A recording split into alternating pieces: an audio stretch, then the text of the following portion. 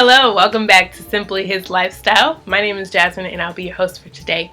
I'm so excited to share with you this project that I have coming up.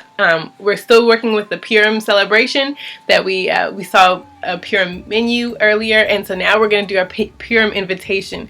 And this is an invitation to simply give to other people that you want to invite to your dinner party. And so I've created like a little template that I use for my guests, and you can use for yours as well. So if you would like to see how I've done that, please follow along, and I show you a step-by-step in Canva how you can just kind of create simple invitations for your dinner parties, your holy days, feasts, and things like that. So if you really are enjoying this and you really want to see what I come up with, keep watching. Also, we have a free template if you go to the blog, and you can download the free template, and I'll also put the link in the description box below. So without further ado, let's get into it and let's have a great day. Okay, first we want a 8.5 by 11 sheet of paper. I'm going to my saved things and using a kind of squiggle line that I want to use. It's pretty little graphic. And what I really like about Canva is that you can actually adjust the colors, and you can play with the sizing, and I mean there's just so much you can do with the graphics itself. So first I'm going to change the colors to fit the scheme that I'm going for, and I love gold, so we're going to go with like a goldish yellow color.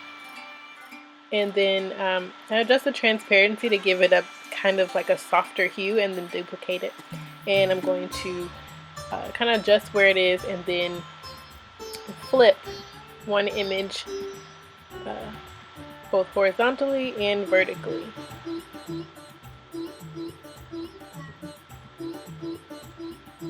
So it kind of gives it a frame. Then I go back to my saved images and click on another element. That's what they call them, actually, elements, and resize it. You can always just go to the elements on the side there and type in whatever design you wish, and then you just adjust the transparency again, and then duplicate it so that the bottom will have the ending frame as well. And then I also just flip it vertically.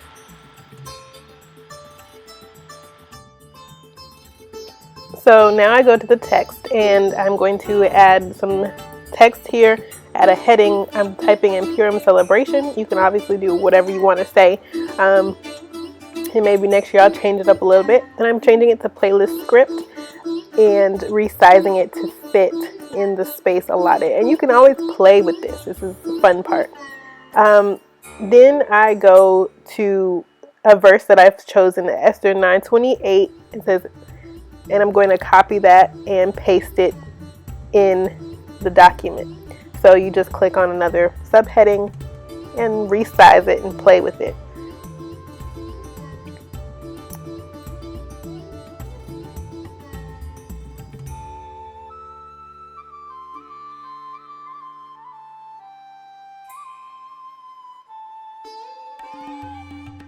And I also like to add in the verse where it's found in a little squiggly line. I think it's the shift and on the Mac, it's like the little, I don't know what it is, but it's a little squiggle at the top. It's next to the exclamation point to the left of the one. And it's just really cool. So shift that key, and I think it just jazzes it up a little bit. It's not correct, but it's still fun. So I'm resizing it again, just kind of playing around with how I want the font to look, and changing the type font and the size. And I like that because it makes it stay in the box but gets bigger.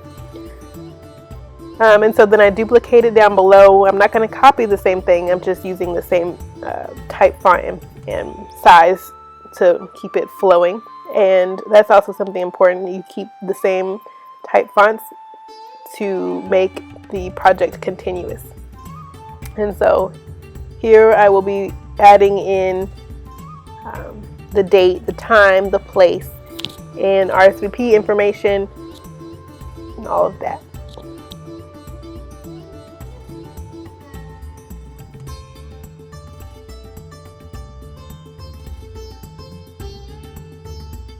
And also, you don't have to keep the date, time, place. You don't have to do that before. You could just put the information in. I just wanted to show you as like a guidance.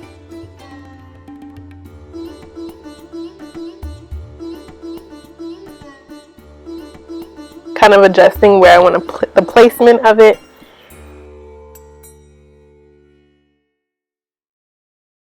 Okay, so now I'm just entering the date.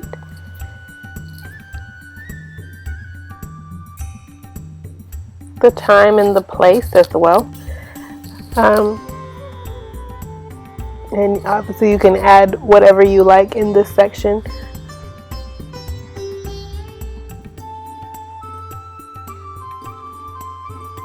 And then I also input the RSVP information and the contact information.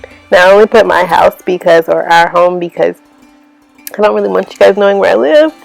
So you can fill that in with whatever information. I put my address in if you so choose. I readjust it here. I also decided to take out the date, time, place marker and just left the information there as is.